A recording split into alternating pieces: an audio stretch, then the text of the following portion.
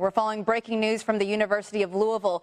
A major shakeup in the athletic department. We're hearing Tom Jurich may be out of a job. A news conference is scheduled for 1 o'clock. And our Chris Williams has been on campus all morning. And Chris, tell us what you've been seeing and hearing. Well, we're in front of Grawemeyer Hall, and we've been waiting this morning for Rick Pitino and Tom Jurich to arrive here. We were able to run into both gentlemen as they showed up. There's a room in the back of Grawemeyer Hall where interim director Dr. Postal, interim president Dr. Postal, was waiting to have meetings with both.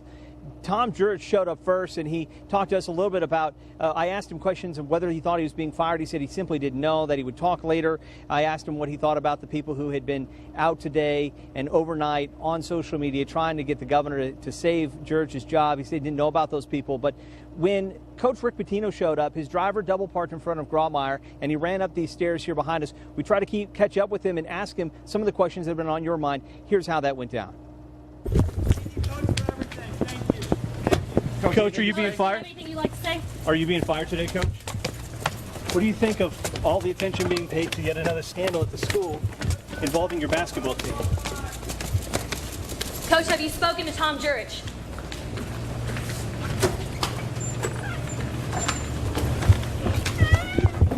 Yeah, I can. It's a public building. No, you can't. Yes, I can. It's a public building, Coach. I can come in here. It's a public building. There's a public meeting. Do what you like. Okay. Why would you say I couldn't come into a public university building? Like I said. Did you know anything about what Adidas was alleged doing? Back here, Coach.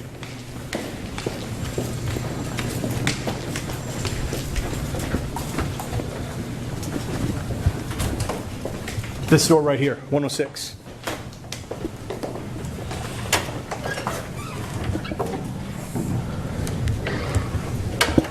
Coach, did they fire you? Is it heartbreaking to see your potential end at U of L end this way after all you've done here?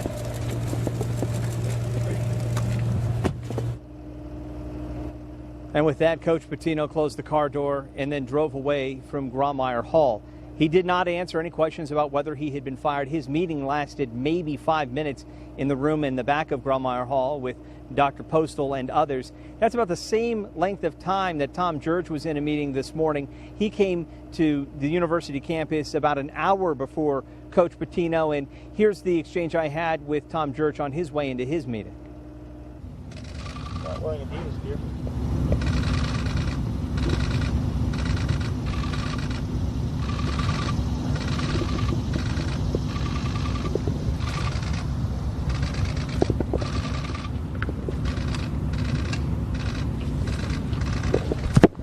Morning, Tom. Okay. What can you tell us? Are they? Have a little visit with him. Have you talked to Coach Pitino? I always have. We'll talk to you later, guys. Thanks, so. Are you concerned they're going to let you go today? I have no idea. Do you think you should be let go? Don't have any idea. What do you think about the people who've been trying to get the governor to keep you around? Didn't know anything about it. Thanks, guys. One scenario I heard was that they were brought into the meetings, asked to resign, said no, put on suspension, administrative leave, and that their fate will be determined at the next board meeting, which is in October. And I would imagine some of that is just because of how their contracts read as far as, I think 10 days notice we heard on one of them. Rick Pitino's contract, he had to be given a 10-day written notice, and then he has to have a chance to be heard. Now, that is in the legalities of his contract, but you would have to think that a lot of those have to take place. Live news conference. That's John Carmen, the media spokesman from U of L. Chairman of our Board of Trustees, David Grissom, and we'll take a few questions. So we're getting ready to start right now, and here's Dr. Postal. Thank you, John. Good afternoon. Thank you all for coming. Well, there you have it, the live news conference. I think one of the most telling lines right away from the interim president, doing nothing would be a tacit approval of criminal behavior. And there, David Grissom, a former banker, as buttoned up as you can be, saying, I went home and told my wife, you can't make this up. Right, exactly. And, you know, we had heard about the semantics. Are they fired? Are they not? Both on administrative leave, one paid, with Jurich unpaid for Rick Pitino. I guess the big question, it seemed like there was a little wiggle room with Jurich. I don't know. Am I interpreting that correctly or not? I think publicly, I think there is a little wiggle room there because he was directly asked, could they still earn their jobs back at the University of Louisville? And he said that this is not a dismissal. So anything is open, anything is possible. However, I just think that's wording. I do not think that Rick Pitino will go on and be the head basketball coach at the University of Louisville. And we've reported on, based on the allegations that came out yesterday, this player narrows down to one person, Brian Bowen, who made his announcement that he was committing to U of L on June 3rd, and the timing of all of that. I think your question, Derek, was really interesting. You asked about, right now, Greg Postal is just the interim president of the University of Louisville, and there were a lot of students here looking for some leadership. You asked that question. I talked to a couple of students who were here. They say we've been going through a lot here at U of L. With Jim Ramsey leaving and now an interim president, and they say they want to see leadership, and for them leadership means cleaning house, get rid of all the wrinkles, is how one student put it to me. And Postal told you? And he said they're just going to follow through with this process and keep moving forward, and he wants to display that leadership in this moment for them. And Renee, I can't even imagine the reaction, so take it away. Well, Rachel, I will tell you, there was certainly a hush over this restaurant when the press conference began, when it first started. Lots of people were glued to the TV. People like Keith Hale, who was watching our channel very intently to see what was happening. So tell me your first thought. You're a longtime Cards fan. When you heard about this happening and you heard they were going to be put on administrative leave, what was your initial reaction? Well, actually, you know, I'm a diehard Louisville fan, and just to see that Pitino is being suspended without pay, I just feel it ain't fair to him, and I just know it doesn't have nothing to do with it. 4th of July weekend 2015, a weekend usually spent celebrating, spent panicking for Tommy and Sherry Ballard. They report their 35-year-old daughter, Crystal Rogers, missing. In the search for the mother of 5, Rogers' car was found off the Bluegrass Parkway with her cell phone and keys inside. We love you. We're looking for you. We're not going to stop. For 16 months, we heard the pain in their voices. Right here. We followed their desperate search for Crystal. We just want to bring Crystal home. But on November 19th, 2016, tragedy struck the same family again. Tommy Ballard was shot and killed before going hunting. The search still on for his killer. I definitely 100% believe my husband's case is related to my daughter's. I have no doubt about that whatsoever. Sherry, now left without her husband of 36 years, vowing to continue his mission to find their daughter. Because I'm not going to let my husband down. I will do what I have to do.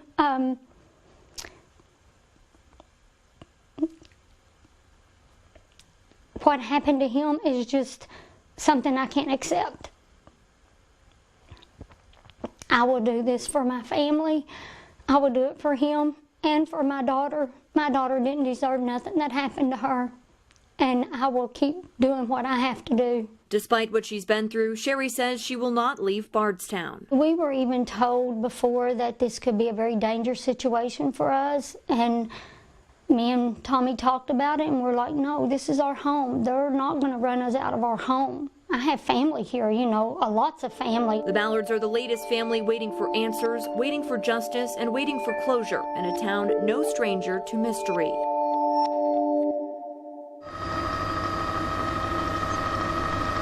April 21st, 2014, 11 months after the murder of Officer Jason Ellis.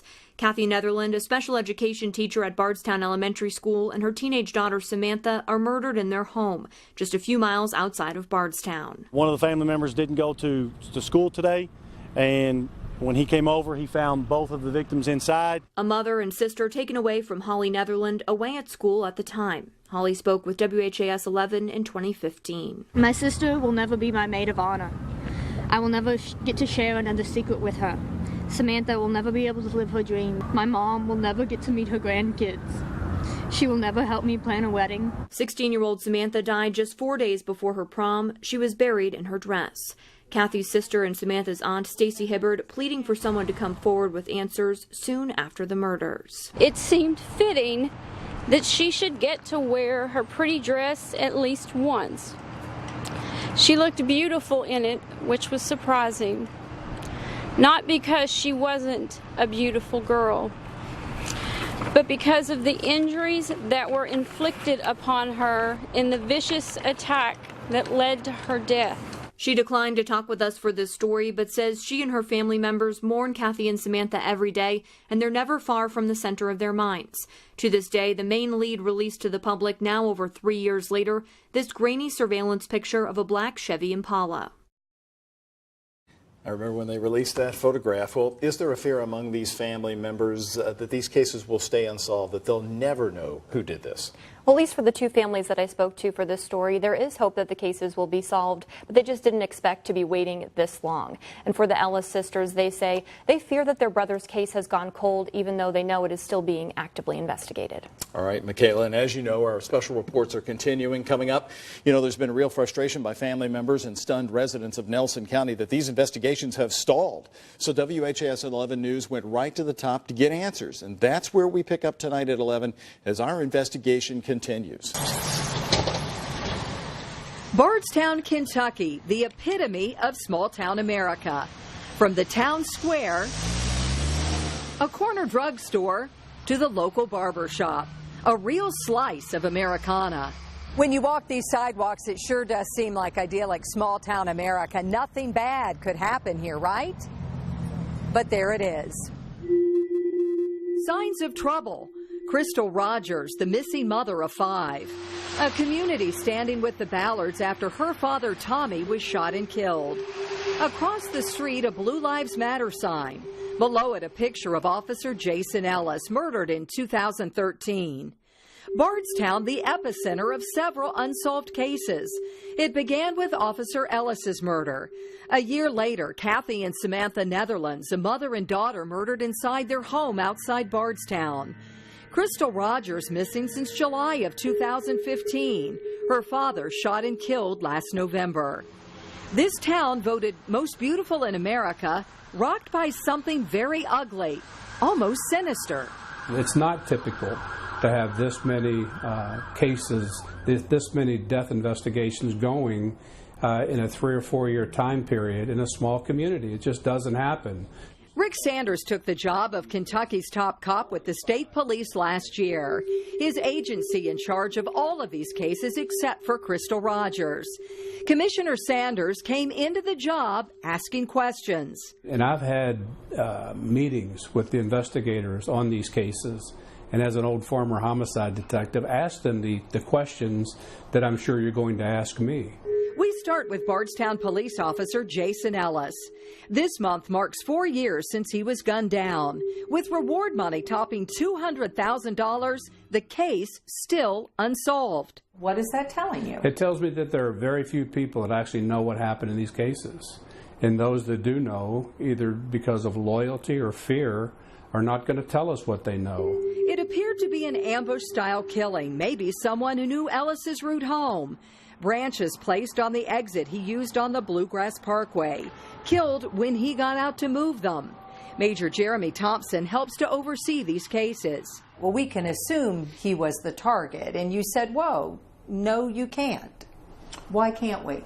Well, if we go down that road where he was definitely the target, then what we've done is we've limited ourselves without fact to back that up. Backing it up with evidence despite everything we think and everything we may have heard. As a reporter, I have to ask the questions. We've heard everything from he stumbled upon something, he was a narcotics officer, he's going to turn in a bad cop.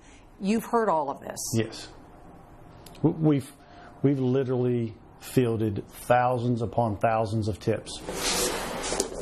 To show us the volume of the Ellis files, some of the detectives working these unsolved cases bring them out. It takes 5 of them to carry in just the Ellis case. For the first time, you're seeing the 10 binders full of tips, evidence, countless hours of sweat and tears. When I look at this, I think, how many man hours, I'm overwhelmed by how much information is here in front of me. Mm-hmm. It's been thoroughly investigated and continues to be today. vested and hopeful they will solve it. And not just the Ellis case, but also the Netherlands. Kathy, a special education teacher, and her daughter Samantha killed inside their home in April of 2014. Police thought they had their break with this picture, a black Chevy Impala. Whoever was in that car was in that house during the time this crime was committed. That car's still out there. So is the killer or killers. In the Crystal Rogers case, her boyfriend, Brooks Houck, considered the main suspect in her disappearance. Despite multiple searches, no signs of Crystal.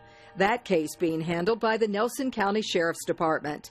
But KSP is in charge of her father's case. Tommy Ballard, shot and killed while hunting last November. An accident or murder? Tommy Ballard and his wife Sherry relentless in their search for answers about their daughter. Was he getting too close to the truth? So when I brought up the question to you, Tommy Ballard, why can't we call this a homicide yet? Why can't we? You know what? We're investigating that as if it were a homicide. We're investigating every case as if it could possibly be a homicide. But in this case, we don't have definitive evidence to tell us what happened. Sherry Ballard has now lost her husband and her daughter, and still no answers.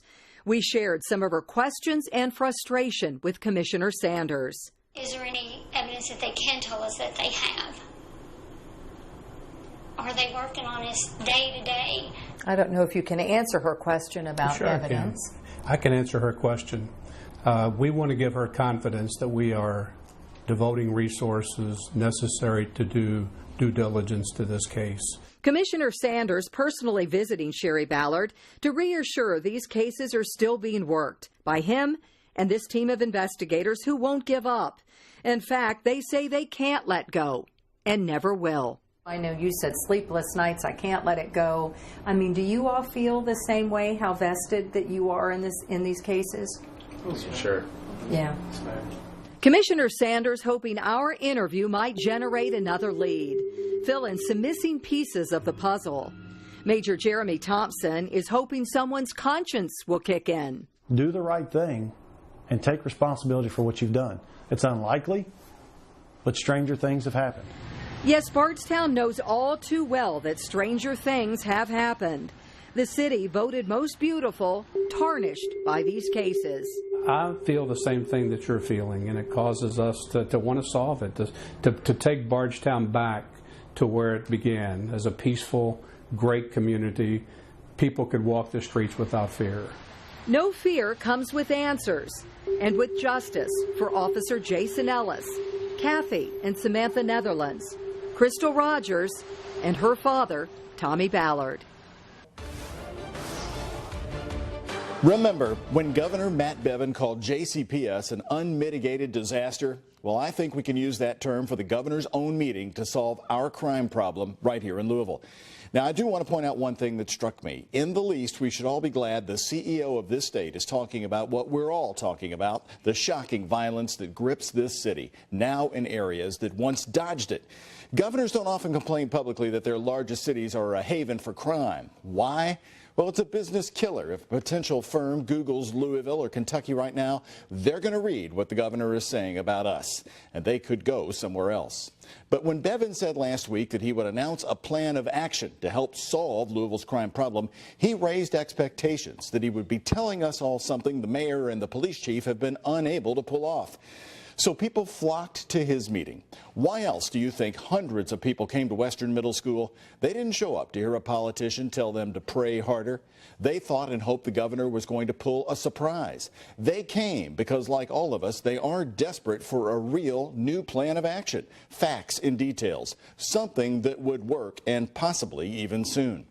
They instead left quickly after hearing an approach that has already been tried over and over again in Louisville. Matt Bevin has lived here for about 20 years.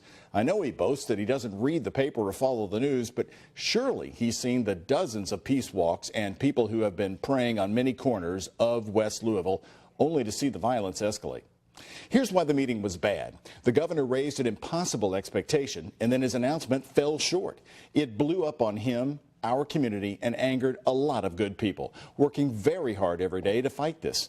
People who believe in the strength of prayer, hope it will stop the next bullet, but haven't seen it happen yet. We should never stop praying for peace in Louisville. I'm going to pray for it again this Sunday when I head off to church. Unfortunately, the governor's trial balloon of hope burst on arrival. You're welcome to let me know what you think. I value your opinion. The picturesque views from Clarksville's Ashland Park were overshadowed Saturday night when Corey Hollowell says he ran into these needles from drug use found in the parking lot. It's something that people in the community shouldn't see, and it's something our children don't need to be around. He grew up going to Ashland and remembers much cleaner visits. It's really drawing the people away from the parks. We did not find any needles when we were at the park this afternoon, but Hollowell says city maintenance crews do daily sweeps in the morning. This photo was taken when someone picked up 10 needles from Ashland last week. I get upset when I see a bag of White Castles thrown out of a car. Kind of makes you step back and go, man, people didn't used to do that. Town Council member Tim Hauber is against the county's needle exchange program. It's unclear if any of the needles are from the new program, but Hauber hinted it may not be effective. I just think you're perpetuating the problem. Town manager Kevin Beatty says he's considering changes to garbage pickup, requiring trash to be put in containers after city crews have been stuck with needles through garbage bags. Hollowell says city leaders need to do something because the dirty needles are not making for a clean-looking city. It's just sad that we have to see that on a daily basis.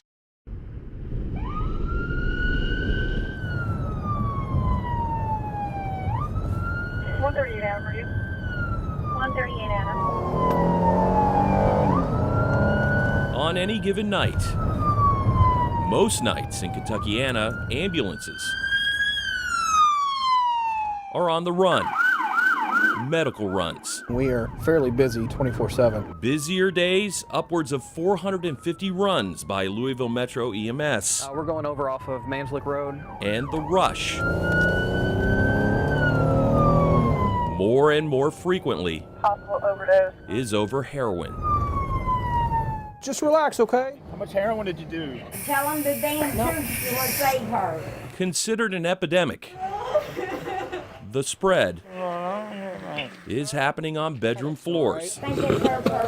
You overdosed, okay? A crashed car. He's going back out. Even at a city bus stop. He's clenching down now. It's everywhere. It's all over the county. It's all over the state. It hasn't been in my immediate world, you know? Brittany Reynolds and Julie Jensen It's evolved into this now. were accidental heroines I don't need a pat on the back. in a department store parking lot. I saw her laying here. They used their medical backgrounds I've been a nurse for 26 years. to keep a woman alive. Wasn't breathing, and she was completely blue. Yeah. Outside the Coles on Bardstown Road near the Gene Snyder.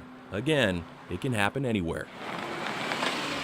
A car raced into the parking lot as a man bolted into the store screaming for help.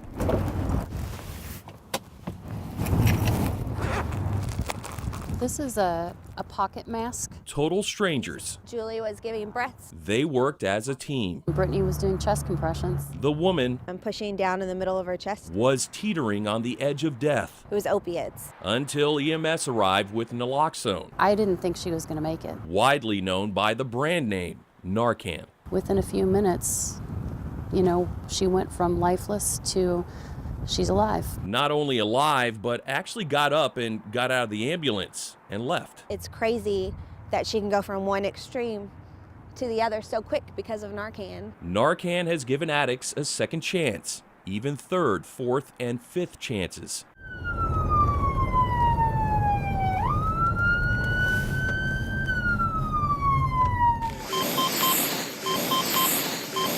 Have you already given them Narcan? Nope. Once lifeless, I witnessed death today. brought back to life. Okay. Calm down, baby.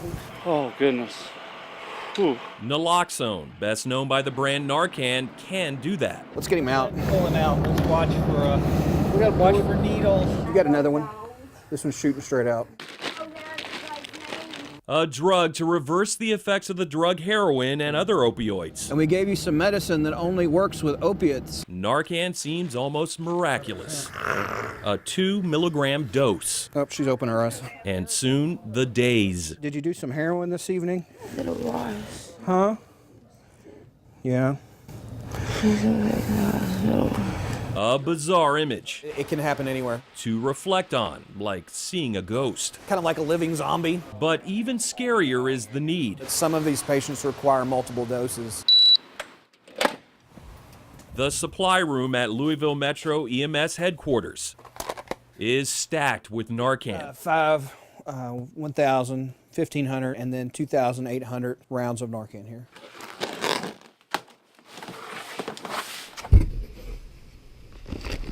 We definitely buy more Narcan today than we did 2 years ago. 3,435 doses in 2015, more than doubled in 2016, as overall overdose runs jumped almost 50%. And at $37 to $38 per pop, Metro EMS spent almost $200,000 more for Narcan from year to year. It's clear that Metro EMS has a safe supply of Narcan on hand at all times, but there's an argument that this lifesaver is also an enabler.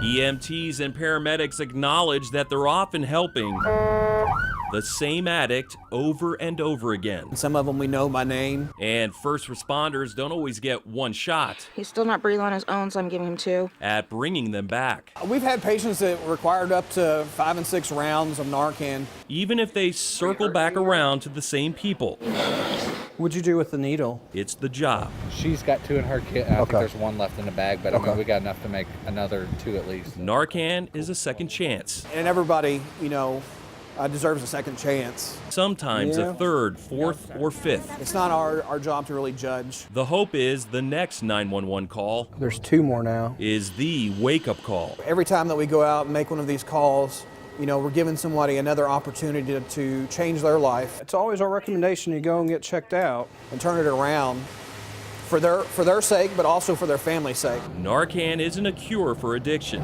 Sorry. You're all right. But maybe it can be a gateway drug. Me and my wife are going through divorce. Yeah. Having a rough time? For addicts to finally cross that bridge to recovery. You keep responding and you keep providing them care. Tonight, our 2-part interview with fired athletic director Tom Jurich. It is the first time he's talked about his exit, and he sat down with me on Friday morning. No question was off limits. He also revealed this news about Rick Pitino's future with the school. It wasn't good, months before the FBI investigation was known to anyone in Louisville. At a dinner with Dr. Postal, did he ask you to fire Rick Pitino? No, he did not. We talked about Coach Pitino, but he did not ask me. What did he say about Coach Pitino? That needs to stay between us. It really does. Did you get a sense, though, that these guys want the coach gone? I would think they were probably moving that way, but that was something that I wasn't in favor of at the time, but it never escalated anything like that. And that dinner was in July? In July, yeah. So in July, you had a feeling they wanted Rick Pitino out? Yeah, I would think so. It's probably fair to say it that way. I just felt that they had some discomfort with him, and a couple of the board members did. Was it discomfort to the point that they wanted him gone immediately? No. Or down the road? No. This would have been all long term. The timing of that dinner is notable. It means that 3 months after the university and Pitino attended hearings in front of the NCAA's Committee on Infractions in Cincinnati, U of L was telling Jurich they didn't see Pitino in the job in the future, something Jurich reveals here for the first time. I also asked him about Pitino's new comment to Terry Miners the other day about a board meeting the coach was asked to attend, also in July. Tom asked me to come to a Board of Trustees meeting. I went to it. I thought it was about strategy of the appeal. It was highly evident when I left there that I did not have any supporters from the Board of Trustees. This Board of Trustees does not want me there. They don't want me here. Did you feel that? I think I did. Yeah, I think I would agree with them on that. I would. At the time, did you believe the board didn't want you there, too? No, I never really felt that. That July dinner between Jurich and Postal also came 3 months before the FBI investigation into recruiting would shock the school.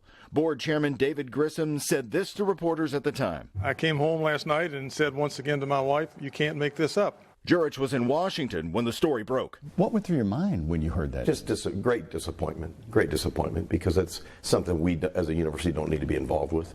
Disappointed in who? The entire program. Your program? In the basketball program. That we would be involved in something like that. because we don't need to. You're at Louisville. You don't need to do things like that.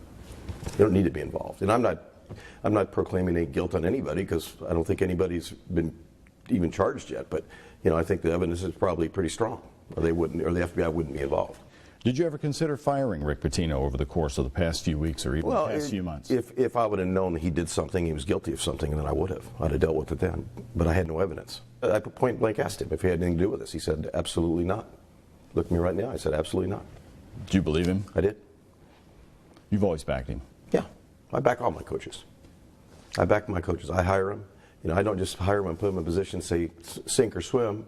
If I bring them in, I want them to know they have the resources of Tom Jurich to be behind them. I want them to be successful. Did your strong loyalty to Rick Pitino do you in? Did he take you down? I wouldn't look at it that way. I really wouldn't. Why not? Because I think that's too easy to blame people for. We had a great run here. We had 20 fabulous years. Rick was part of it for 16, brought a lot of great memories to this university. So I don't want to point any fingers at anybody, But you wanted that run to continue. You didn't want it to end. No. But, I had 32 years as an athletic director. That's a pretty good life. For the interview, he wore the shirt supporting the ACC and the Cardinals people are used to seeing him in.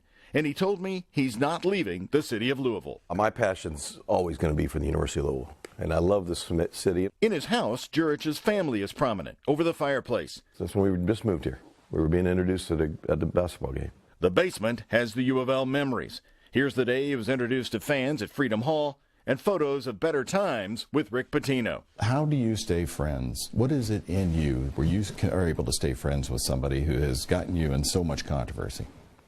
I think it's just who I am. I don't think Rick ever went out and tried to do anything to harm me, and I to this day don't believe he would have. You're the leader of the department, and then the scandal happens, and then the FBI investigation. At any point did you feel your department was out of control? Never once. That you never had control of it? I always had control of that program. I always did. We had 18 years. We never had a blemish. One day after U of L confirmed it was part of the FBI investigation, Jurich was called to the administration building, Wednesday, September 27th. Did you know what was going to happen at that moment? No, I did not. Not at all? What did they? Who was in the meeting? What did they say to you when you came in? It was just Dr. Postal and Mr. Grissom. And what was the conversation? It was about a minute and a half long. They're going to go a different direction, and I was going to go on suspension.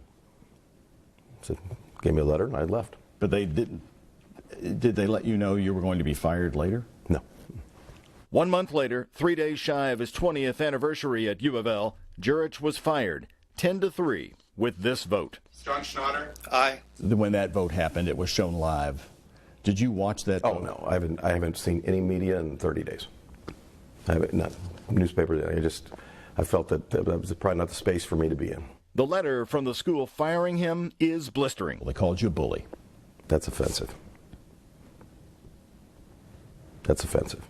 Did you get upset, though, when people would disparage the program? Well, anybody would. Mm-hmm. It's your program. You don't want people taking shots at you. Do you think maybe the term bully comes back to your loyalty that you expect from people around there? And if you don't get it, you react in an intimidating manner. And I never saw that. I always try to treat people with the utmost respect everywhere, in any way of life. Very offensive. The $160 million Adidas deal negotiated by Jurich. The school's interim president said he had no knowledge of it until it was cut and wished he had known more about it before it was announced. But I think saying that they didn't know anything about it was preposterous. That's baffling, mind-boggling. To the robberies of people's women's purses that were open inside the car. They were able to reach in. The suspect from earlier today able to reach in and snatch the purses right out of an open window at gas station. There's the Louisville Metro Police Department's helicopter still following closely above it. With all the winding roads too, Doug, these speed limits are typically around 35 to maybe 45 miles per hour. Looks like for the most part they're going quite a bit above that. Wide open field here with no roadway to be seen, at least in this viewpoint. All right, here we go. They've rammed him.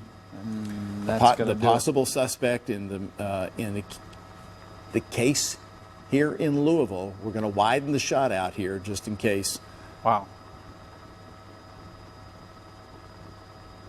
But police surrounding him. 10 cars there. And now they're on him. A very quiet part of Sellersburg. Neighbors still in shock tonight after they say a suspect came through this front yard where you see these tire tracks, came up onto the driveway where those marks are, and then back behind the garage. Police chased the suspect into the field, an unmarked car ramming into that suspect to stop him. Police walked their Louisville purse-snatching suspect through a Sellersburg field. I'm glad they got him. I mean, makes it a little bit safer for everybody else. Police had put out a warning about this man and his red pickup truck earlier in the day. He's Robert Ellis II of Mormon Road in southwest Louisville. The same man caught on camera at a number of East Louisville gas stations, brazenly snatching purses out of front seats as women pumped their gas. After being stopped near Shively by Metro Police, he then led them on a 40-minute chase across the river, ending as Indiana officers rammed his truck in this field outside Hamburg. Oh, they were really flying fast. After dozens of officers surrounded him and took him to the ground, detectives then looked inside that truck. Sky 11 was right over when they discovered several stolen purses, lining them up on the hood of the truck. This woman says she was one of his victims at Thornton's on Fern Valley Road. I noticed a sound of my car door being open, and I turned around and saw a man grabbing my purse. Music has always been very important to Dennis and I. The stars were out, and it was just the two of us, and we were taking our time. It was down country roads and stuff like that. And there was a song by Jimmy Eat World.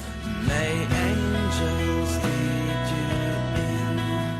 we held hands and we were talking about Teta, my Teta, who had just passed away. So what would you think of me now? And so now that song, of course, when I hear it, I think of him. The memory of Dennis Scholes is the heartbeat of the people who knew him best. Brother Bob, Sister Sarah, and Mother Diane. I've thought more than once that in this situation, I'm blessed that I was Dennis's mother, as hard as his death was, because I don't have to be his murderer's mother, and I can't imagine what that must be like. It's been 3 years since the question started. Who killed Dennis Scholes and why? It's been 3 years and still no answers. And we want whoever did this to pay for what they did, not just because he's my brother, but who do you think you are? That you can just take someone's life and get away with it? April 2014, a roommate found Dennis's body in the 700 block of Rubel Avenue in the Highlands. This was an area where, we haven't had a ton of violent crime. Sergeant Nick Owen was Detective Nick Owen at the time and was the lead investigator on the Scholes case. Detective Owen knew two things. Scholes died of a single gunshot wound, and he died at his front door. He was on his front porch, and it appears that he was getting ready to enter his home, and unfortunately never made it inside. Detective Owen knew he had to try to find the killer by learning more about the victim, but he could find no one who wanted to harm Dennis Scholes. A lot of really, really close friends. I think a lot of people were touched by this, and a lot of them reached out to me to kind of tell me that. I haven't found anybody that said anything bad about him, and I've talked to a lot of people. Dennis is just the best person I've ever met, ever. In every way, in every capacity. He just exemplified what everyone would want to be if they could. To Dennis, his family was everything. When we were together, as siblings, brothers and sister, we would just cut up, goof off, tell jokes. Dennis was great at making people laugh, even if it meant causing a scare. I remember the most scared I've ever been in my life is the time when he jumped out from behind the bed and freaked me out. I screamed I remember the scream. Yeah, it was unbelievable. Standing tall at 6'4" to the children, he was a big man with a bigger heart. When it got to the point when I had kids, he was an awesome, amazing uncle. He would just come over and let the kids climb all over him and you just wrestle with them and just play with them, take them out for ice cream and stuff like that. So, I couldn't have ever imagined a better brother than what I had in Dennis. His mother keeps a bookshelf honoring Dennis. At the top, a pencil drawing done by one of his co-workers and presented to the family at his funeral. He was good looking too, wasn't he? Dennis majored in art at the University of Louisville and was just starting to enjoy watercolors. So he did this series of the 3 Chanel bottles, which we just really like, and a friend of his had them made into cards after he passed away. His love of fashion included some stylish hats, which Diane keeps on a wall inside their home. And then as I come across photos of him wearing the different hats, I put the photos on the wall too. Along with those memories of Dennis, his loved ones still have the questions of who and why anyone would want to kill him. From the beginning, police have had very little physical evidence. Now they're hoping someone will come forward and give them new information. And I mean, you can do that for years, you know, and you're just waiting for that one interview that you know, breaks it open. For Diane, she imagined what she would say to Dennis's killer if that time ever came. There were a lot of questions that I had, like, what were my son's last words? Did he see you before you shot him to death?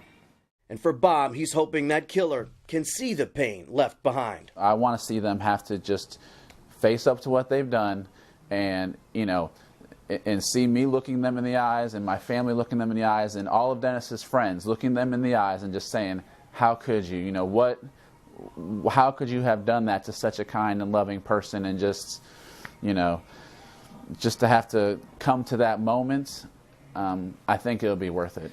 For Sister Sarah, she wants them to feel every heartache. I hope they can't sleep at night. I hope they can't eat. I hope their life is literally tortured because of what they did to him. In the meantime, they'll depend on their faith and wait for the wheels of justice to turn in their favor.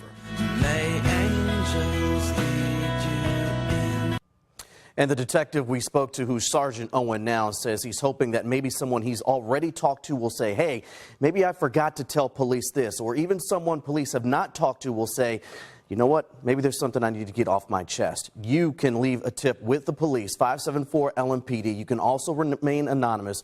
Also, we want to know if you have a story or case you would like us to profile on Inside Investigations. You can reach us by email at iteam@whas11.com.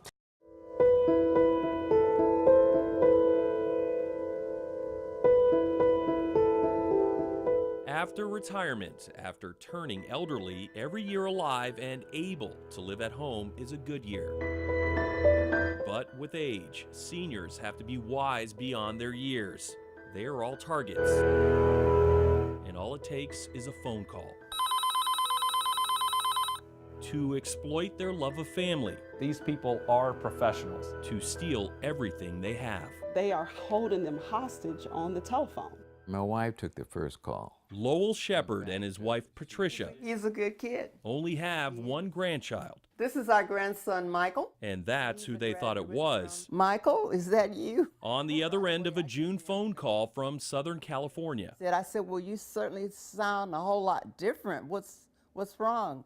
And he said, I've been in an accident and I got arrested for a DUI. I had a little too much to drink. Panicked that their grandson needed help. It's just a story that was well concocted. Specifically, just she and I. Their help. Don't call his mother. They didn't hesitate to pay $1,900. a supposed discount. And that was giving us a break. If they paid the bond right away. The bail's bondsman is supposedly in Boston, Massachusetts. So trusting the wolf in sheep's clothing, the Shepherds rushed over to the Prospect Kroger to wire the money. We had a hassle there, and Kroger was sending money, Western Union. Their money didn't go through because of a problem on the receiving end. So, the phone call comes again. With a new voice and new instructions. Go over to Walmart. Thankfully, that didn't work either. I could not think of the PIN number for my account. Then it dawned on them. Second day, I decided to call Mike up on his cell phone. And the real Michael, not looking back, why didn't we call him right away? Answered. Or if they claim that they're in jail, call up the jail. Both are good calls to make. Number one, hang up on scammers. And the Attorney General's office is dialed in. Definitely the biggest part is to slow down. Just take a deep breath. With scam alerts. We really started putting it together December of 15, and then we launched it In May. Their program We were the first, and it's being copied all across the nation. sends seniors and their families emails or texts with bi-weekly updates on the latest con going around. Every senior who's watching this has gotten at least one scam call this week. Scammers are calling on seniors to prey on their emotions, and it seems too easy to pick the next victim. With a random name on whitepages.com, there's often an age, relatives, even the places where that person used to live. They already know a lot of information about you before they call. Other sites can also plant the seeds for the scheme, related to a family tree.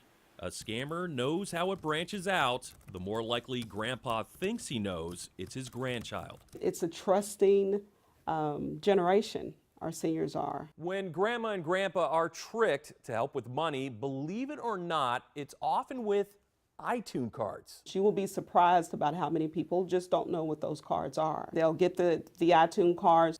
They will share with the consumer, the scammer will, to go back out to the car, turn the card around, scratch off the number on the back, and read the number off to them. So why would the thieves want to buy a bunch of music or movies? Well, that's not what it's about. They turn the value of the iTunes cards into digital currency for what's called the dark web, to shop at a kind of online black market. Patricia Shepard admits she had no idea part of her past I lived in San Jose, California. is presently easy to find out. They say TMI. There is too much information out there that you can get on people. She and her husband came a wire transfer away from being ripped off in the grandparent scam. Yeah. Far too many others, however, are still falling We uncover how crooks are cheating the elderly. for the same old trick. It's more than just shameful. A shame, really, that the calls keep coming. Criminals calling, collect. You always feel violated just because you're getting older.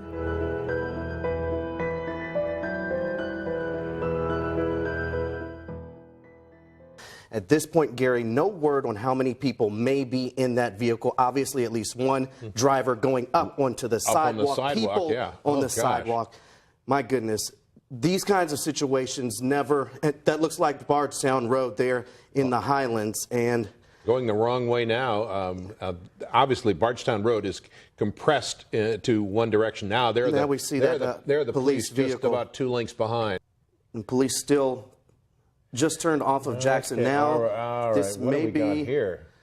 It's getting a little bit more dicey. This person is looking for any open road, any sidewalk. And there it is. We It's believe open. they may have that person cornered right there. Okay, let's watch. We're going to be careful okay. with what we show here, but hopefully this They- person gives themselves up. They are on the ground, hands out. Surrounded by and the more person than is- one person in the vehicle now, we know. They're on the ground now. And it looks like a the, third person, so at least 3 people who are in that, 4 now on the ground. And at least a dozen police officers and 4 police cars surrounding this. The pursuit has ended here. We understand that this was close to Jackson Street, but he went through a what appeared to be a parking lot or a vacant lot and then wound up trying to turn back. And this is on St. Catherine, we are now being told. And you also have to think, you've got 4 individuals that are now in police custody. Obviously too early to tell who these people are, but we do know this is in connection to a shooting that happened in Old Louisville. And with all of this how long this chase ended, there are multiple scenes that police have to go to now. Right. What very interesting, though, this started in Old Louisville, and now it's in St. Catherine, so it ended in Old Louisville. He led police on a sort of circuitous route down Eastern Parkway, came all the way around the eastern part of the city and wound up back in Old Louisville. It looks like this has ended peacefully, and that's good news. No shots fired, no people have been injured, and so far it looks like at least 4 people are in custody. The doors are open on the vehicle that was being pursued. We understand it was a stolen vehicle, but how 4 people wound up in a stolen vehicle, I do not know. Yeah, that is the big question here. And you can see the number of officers that responded to this incident, Gary. And I go back again, unfortunately, to that case with Officer Nick Rodman. Anytime you hear police chase in this city since that incident, You know, the hairs kind of stand up on the back of your neck. We hope this does not end in a bad way. Fortunately, this situation, look at the number of those cars. That is amazing to me. That could be an entire police division right there. Yeah. It's city-owned property underneath I-64 near the river in Portland.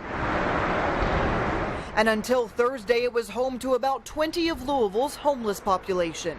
They came back to their camp and everything was gone.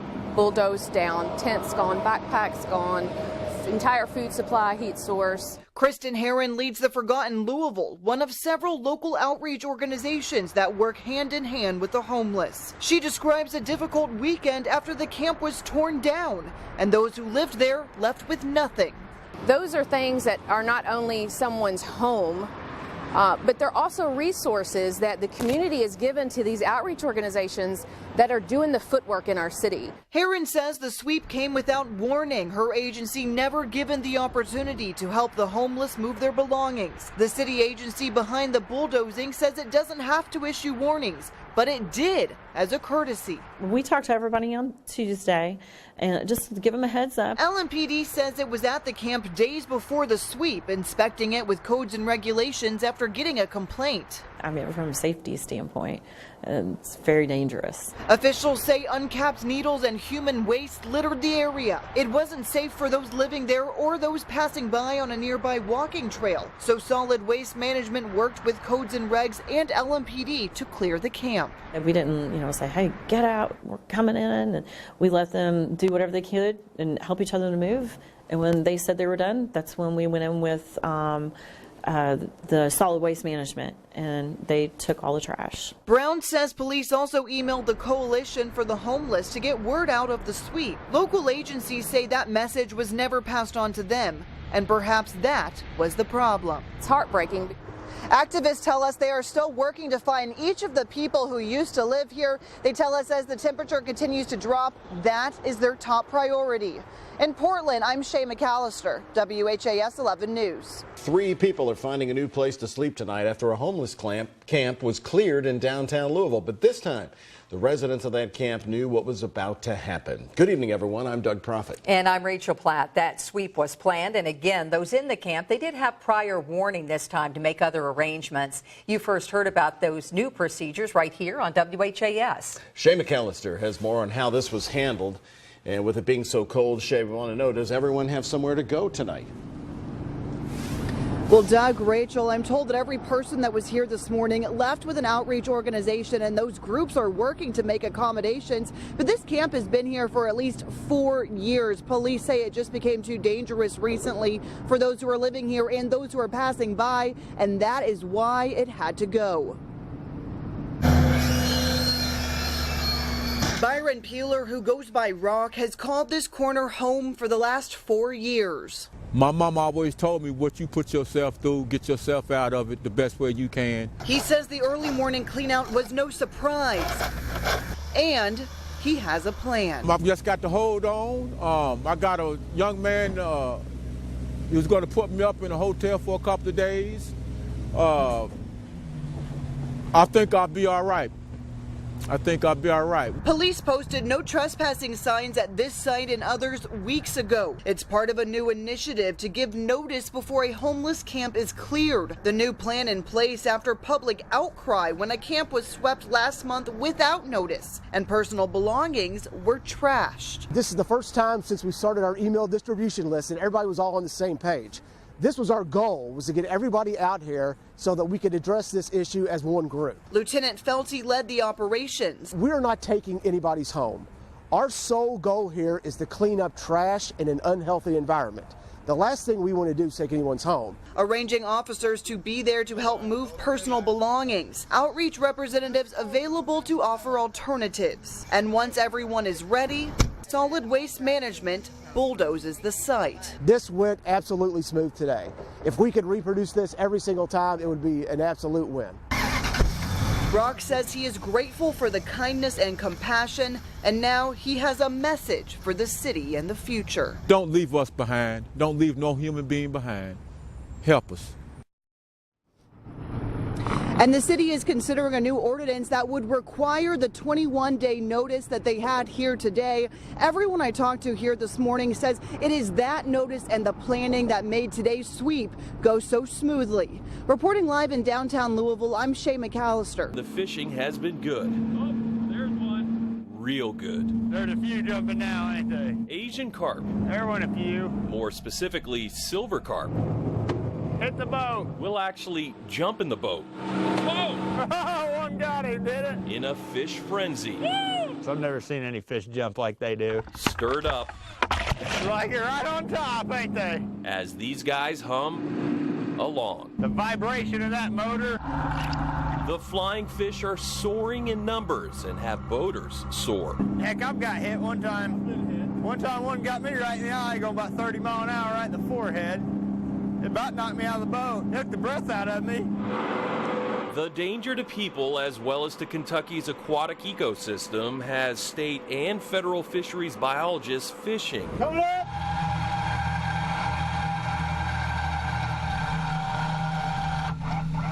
For an answer. These things break bones. Asian carp, silver carp, came to America in the 70s. They can be raised in the same ponds as the catfish. As a natural way to control algae blooms. So instead of using chemicals, within 6 months from those Arkansas catfish farms, the carp escaped into streams. They go up through the pipes and swam to the mighty Mississippi. They really got out even before the first floods hit. Before long, the Asian invasion advanced to the Ohio River, now also occupying Kentucky Lake and Lake Barkley. There is not going to be a magic pill that gets rid of these things. So this is one-time Kentucky Fish and Wildlife Resources. We can control these things. Encourages overfishing. We want as many fish out of here as those commercial fishermen can harvest. Always flying around. They're not too hard to find. Back out here on the Ohio River with Colton Johnson and his buddy Jake, as well as a couple other buddies on a couple other boats. And we're fishing at night. Why at night? Well, for one thing, it's cooler. The sun's not beating down, and that helps the fish from spoiling. What's worse, the bugs or the humidity? It takes a strong net. Yeah. And plenty of it. 400 yards. To round up schools. You're down to 100. Of big fish. All right, slow down. We're about done. We got to tie this towel plate on. Nothing about it is easy. Because every haul is a heavy one. Close the net before the fish got out. Where there's one fish, it's no exaggeration to say there are tons to follow. There's more carp out there in that river anybody ever imagined. And this is just a 400-yard stretch of an Ohio river. You want to get your boat out of the middle of this? 981 miles long. There you go. Nice. There's your big black. That was a big one, too. This isn't just a drop in the bucket. It's a droplet in an entire pool. We're just scratching the surface, if we're doing that. We can come back here tomorrow and catch this many, if not more. Same spot. Silver carp is gold for fishermen like Johnson. That's 17 cents per pound. It just stays underwater and eats. It's, well, maybe not worth their weight in gold, but still a nice net gain. Can you believe that's hard on the back? For this dirty job. We're making a little money, helping some people out, getting some carp out of the water. We got real close to 8,000 pounds, if I'm guessing. We've caught less today than we have any other day, and we've fished 3 other days this week. It'll put us over 35,000 pounds this week. Despite their bodies taking a pounding, off to the market, they still have to deliver. Got over $1,000 worth of fish. I'm real happy. On a promise to catch carp. So where does all that carp wind up? Well, a lot of it is received right here in Wickliffe at Two Rivers Fisheries. And on average, 20,000 pounds are processed each day. 36 commercial fishermen contracted, delivering different kinds of carp. Oh, this is a big one. Two Rivers Fisheries is the first of its kind in Kentucky. The state's first worldwide exporter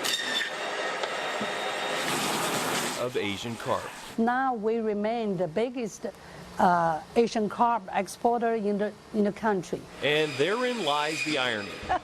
It's not very welcomed here. An import is now a big export, sending them back to where they came from. China, for carp is for everybody's meal. We export to Asian countries, to European countries, Middle East. America has different tastes, so there's not much of an appetite for Asian carp yet. I think the bad name actually is really good. Wild caught, sustainable fish, Kentucky grown.